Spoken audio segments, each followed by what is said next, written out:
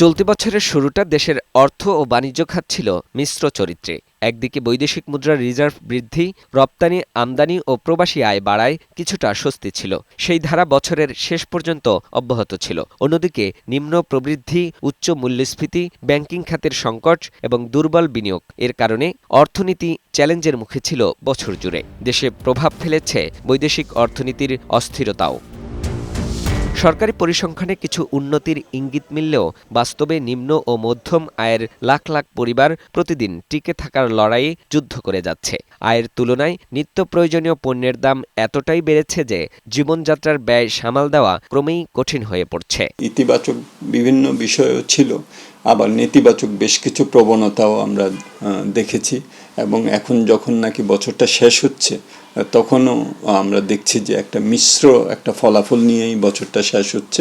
সরকারি হিসাবে ২০২৫ সালের নভেম্বরে গড়ে মূল্যস্ফীতি নেমে এসেছে ৮.29%, যা ২০২৪ সালের নভেম্বরে ১১.38% থেকে কম। তবে একই সময়ে মজুরি প্রবৃদ্ধি স্থবির হয়ে ৮.04% নেমে এসেছে। ফলে কাগজে কলমে মূল্যস্ফীতি কমলেও সাধারণ মানুষের প্রকৃত ক্রয় ক্ষমতা বাড়েনি, বরং অনেক ক্ষেত্রে আরও কমেছে। বিগত আওয়ামী লীগ সরকারে রেখে যাওয়া নাজুক অবস্থা থেকে অর্থনীতিকে উদ্ধার করতে অন্তর্বর্তী সরকার কিছু কঠোর পদক্ষেপ নেয়ার ফলে ব্যাংকিং খাতে শৃঙ্খলা ফেরানো ও বৈদেশিক মুদ্রার রিজার্ভ খাতে কিছুটা স্বস্তি ফিরেছে। ২০২৫ সালের ২৪ ডিসেম্বর পর্যন্ত বৈদেশিক মুদ্রার রিজার্ভ বেড়ে দাঁড়িয়েছে ৩২,৭৯৮ কোটি মার্কিন ডলারে। একই সঙ্গে রপ্তানি, আমদানি ও প্রবাসী আয় বেড়েছে। ৫টি দুর্বল ইসলামী ব্যাংককে একীভূত করে সম্মিলিত ইসলামী ব্যাংক পিএলসি প্রতিষ্ঠা করা হয়, যেখানে সরকার মূলধন যোগান দিচ্ছে এবং আমদানিকারীদের টাকা সংরক্ষিত রাখা হচ্ছে।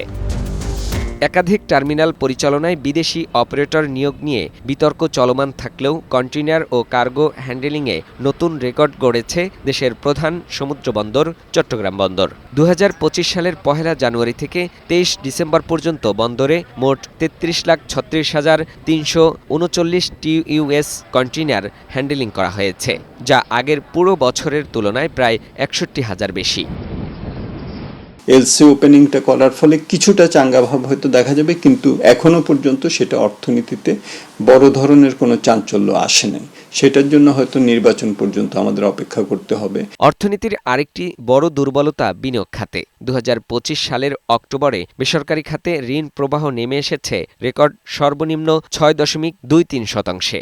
উচ্চ ব্যবসায়িক ব্যয়, ডলার সংকট ও নীতিগত অনিশ্চয়তার কারণে বিনিয়োগকারীরা নতুন উদ্যোগের বদলে টিকে থাকার দিকেই মনোযোগ দিচ্ছেন। সরাসরি বিদেশি বিনিয়োগ জিডিপির ১%-এরও নিচে সীমাবদ্ধ রয়েছে, যা অর্থনীতির বৈচিত্র্য ও মানসম্মত কর্মসংস্থান সৃষ্টির ক্ষেত্রে বড় বাধা হয়ে দাঁড়িয়েছে। ব্যবসায়ীরা ক্ষোভের সাথে বলছেন, তাদের প্রতিষ্ঠান বন্ধ করে দিতে হচ্ছে নানা সংকটের কারণে। সেক্ষেত্রে নতুন বিনিয়োগ আসবে কিভাবে?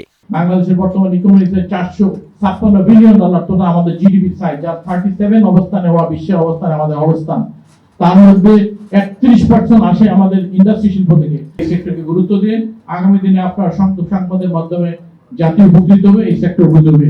আমরা ভ্যালু এডিশন করি, ডলার রিটেনশন করি, কর্মসংস্থান করি, কিন্তু সরকারের এখানে কোনো আলোকপাত আমরা দেখতে পাইনি বিগত 12 বা 20 মাস। আমার যারা ভাইরা বিনিয়োগ করেছেন, দেশে কর্মসংস্থান করেছেন, আমাদের সরকারের কিছু না কিছু এমন করা উচিত।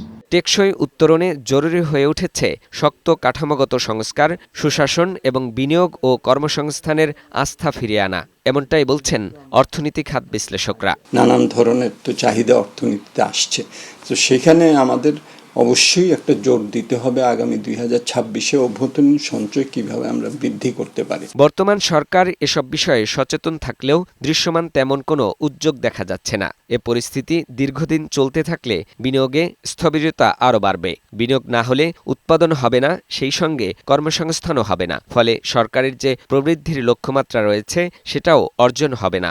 সবাই তাকিয়ে আছে, আসছে নির্বাচনের পরে ঘুরে দাঁড়াবে দেশের অর্থনীতি।